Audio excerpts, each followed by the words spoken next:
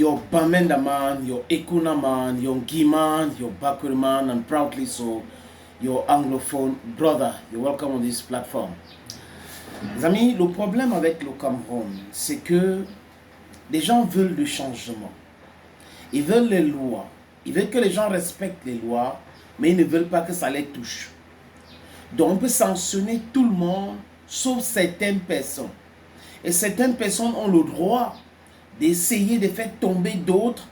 Et les gens qu'on a essayé de faire tomber doivent applaudir à leur tour. Voilà le raisonnement de certaines personnes dans ce pays. Tout le monde a vu l'acharnement contre Samuel Eto'o, ça continue d'ailleurs.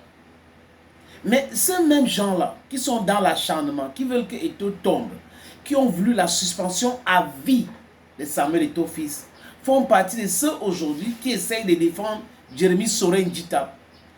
Mais ce n'est pas Samuel Eto'o fils qui a écrit nuitamment à la CAF pour pouvoir protéger les présidents aventuriers, des gens qui ne veulent pas payer les salaires des joueurs. Ce n'est pas le travail de la fédération, mais la fédération est en train de faire ce travail aujourd'hui.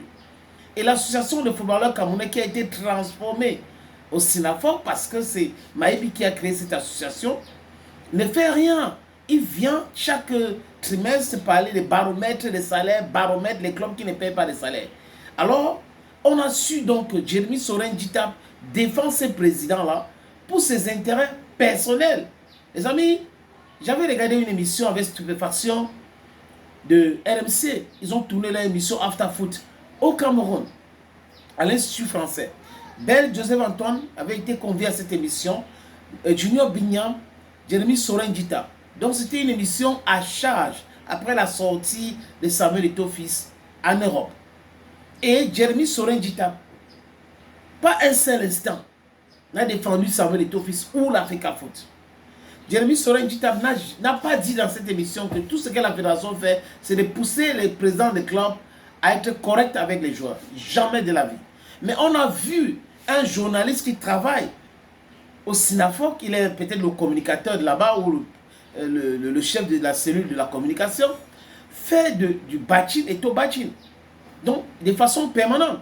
Donc, le communicateur du SINAFOC ne peut pas s'engager dans Eto'o bachin sans que son président ne donne son aval. Et on se comporte dans ce pays comme si Lucien Motomo, c'était pas aussi un grand joueur de l'équipe nationale, n'a pas gagné une canne avec le Cameroun. Jérémie Sorin Djitap a humilié Lucien Motomo. Mais on n'a pas vu ceux qui prétendent aimer Djitap aujourd'hui, faire des bruits, parler, ce n'est pas possible, il faut, c'est les vestiaires, et non, rien du tout. Donc, business as usual.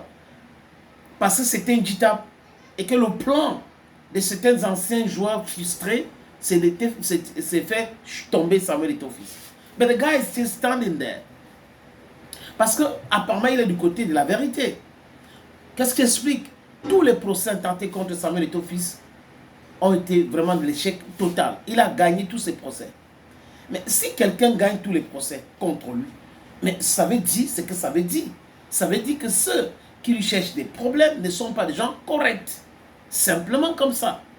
Donc, Jérémie Sorin Djitap ne va pas venir dans les vestiaires en 2023 lors de la CAN, crier des problèmes et on ne le sanctionne pas parce que c'est quand même un grand joueur, il a joué pour cette équipe nationale, ça n'a aucun rapport. Que disent les textes? Je vois certaines personnes qui ont exhumé la photo de Samuel Eto'o fils lors de la CAN 2017. Et personne d'entre eux ne dit que c'était dans les vestiaires. Personne. Oui, personne. Et si même, disons même que c'était le vestiaire, et qu'à l'époque, les dirigeants de la fédération n'avaient pas sanctionné Samuel Eto'o fils, c'est la faute à qui? Eto'o dirigeait quelle organisation? Il était juste joueur.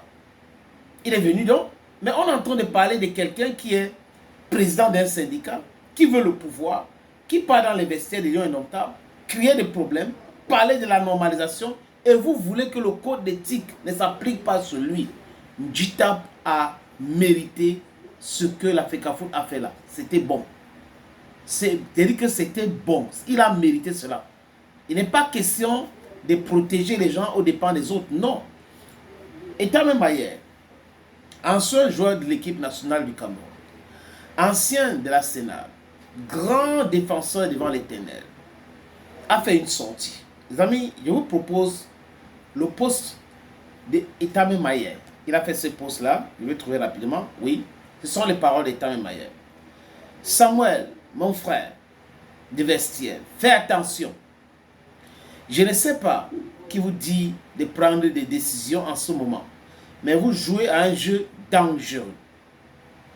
Vous risquez de ruiner tout ce que vous avez construit, toute la légende que vous avez laissée sur le terrain. Jérémie est également un joueur clé, un champion, une légende de football camerounais. Ce qu'il traverse en ce moment n'est pas digne. Ce type de problème devrait être résolu à l'interne, entre les anciens joueurs, entre frères dans les armes, pas en public. Soyez prudent, capitaine. Ne perdez pas le vestiaire. Etame Mayer. Les gens ont envie de poser la même question à Etame Mayer. Est-ce qu'un Njitap a pensé à Samuel Eto'o? Est-ce qu'un Njitap, les problèmes qu'il affiche aujourd'hui contre Samuel Eto'o fils, il ne pouvait pas régler entre frères. Donc c'est Samuel Eto'o fils, le frère. C'est à lui de régler les problèmes à l'amiable. Mais Njitap d'utiliser le SNAPOC pour chercher le pouvoir. Je ne sais pas ce que vous consommez. Hein, et je ne sais pas qui les explique les choses. Laurent Etame Mayer, ce qu'un Njitap a fait à Lucien Motomo, c'est bon, c'est bien, c'est correct, tu apprécies ça. Donc, Motomo Lucien n'est pas un grand champion. Il mérite d'être piétiné par Jérémy Sorin Njitap, n'est-ce pas? Njitap mérite tout le respect au monde. Il a le droit de faire tout pour que Samuel Eto'o fils tombe. Il a le droit d'être dans tous les complots pour faire chuter Samuel Eto'o fils. Mais Samuel Eto'o fils n'a pas le droit de répliquer. D'ailleurs, si on regarde ça comme ça, c'est même une façon simpliste. On vous parle d'un comité d'éthique et de déontologie de la Fédération camerounaise de football qui est indépendant, qui a fait son travail. Njitap était représenté, ou du moins le conseil de Njitap était représenté. Daniel Ngoz, c'est un avocat. Donc quand on dit contradictoirement, ça veut dire que chacun a présenté, s'est défendu. Mais à la fin, les juges ont vu que Njitap n'avait pas raison et ont frappé Njitap. La seule chose à faire aujourd'hui pour Jérémy Sorin Njitap et les autres, ce n'est pas de vociférer, hein. Ce n'est pas de faire des bruits inutiles. La seule chose à faire maintenant, c'est d'aller au TAS. Et il connaît le résultat.